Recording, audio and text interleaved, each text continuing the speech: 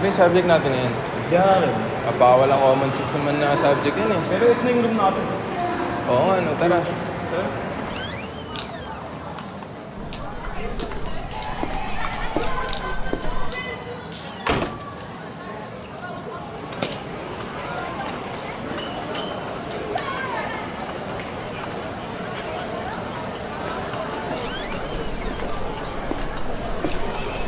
Mag-attendance muna tayo, class.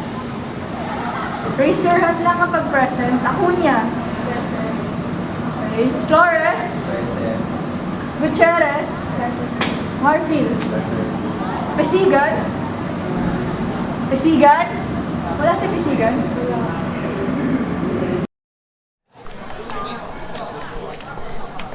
Uy, gabi, late na ako.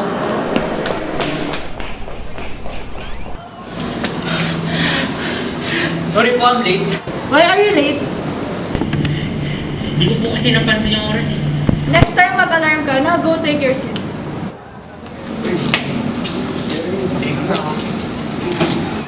So class, ang lesson for today is all about earthquake. So sino ba dito ang may alam about earthquake? Okay, Erin, what is earthquake?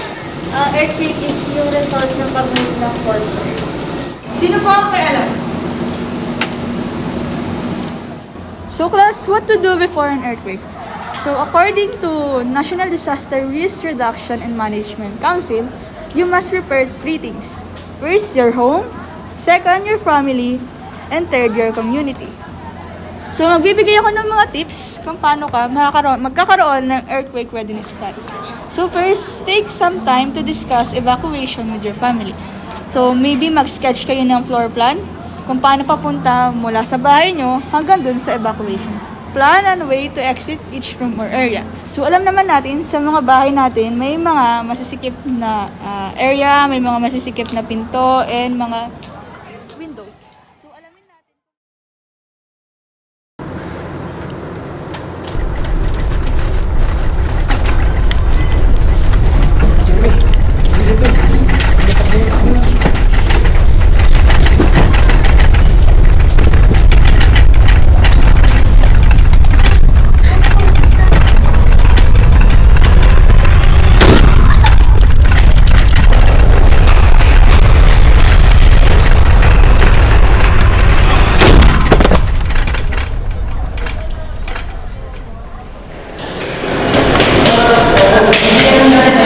Fracture yata yung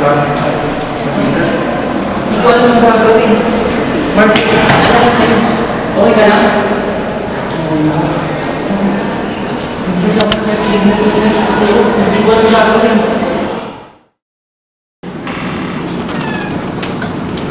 Ano nangyari sa inyo? Saan?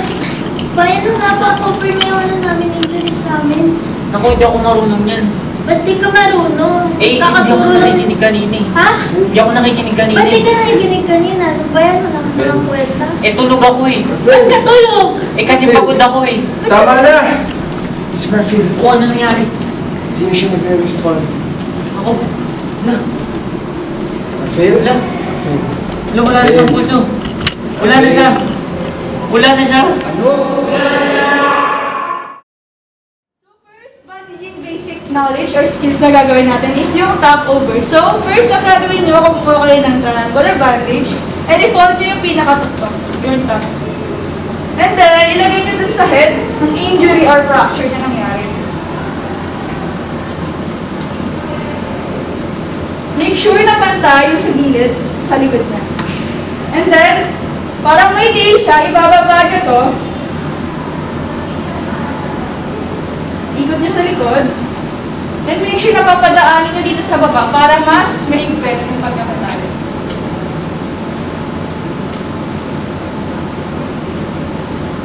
Dapat walang sobra. So pag ganyan, ikot nyo ulit.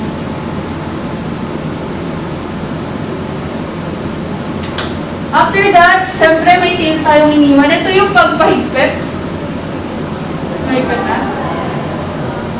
And then, fold nyo lang siya hanggang sa hindi na siya. And that's the first basic bandage for the head.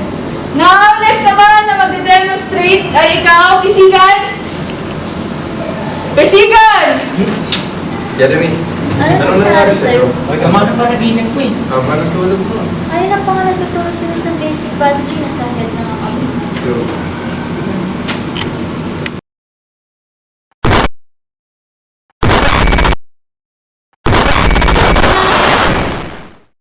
Now, ang next demonstration and last demonstration natin for today is yung sa elbow. So, kadalasan sa mga earthquake, matatamaan talaga unang-una yung elbow. Kasi yung ginagamit natin pang cover sa ulo natin.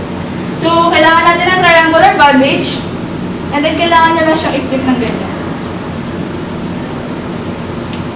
And then, ilalagay nyo siya doon sa patient or doon sa may fracture ng elbow.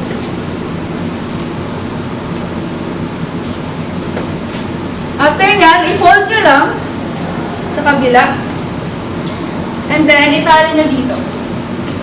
Make sure na mahigpit siya para hindi matanggal yung pagkakatali. And as you can see, masyadong mahaba to. So, ipo-fold nyo lang. And then, dito meron tayong parang tail. Kailangan nyo lang itong itali ulit para wala tayong makikita to.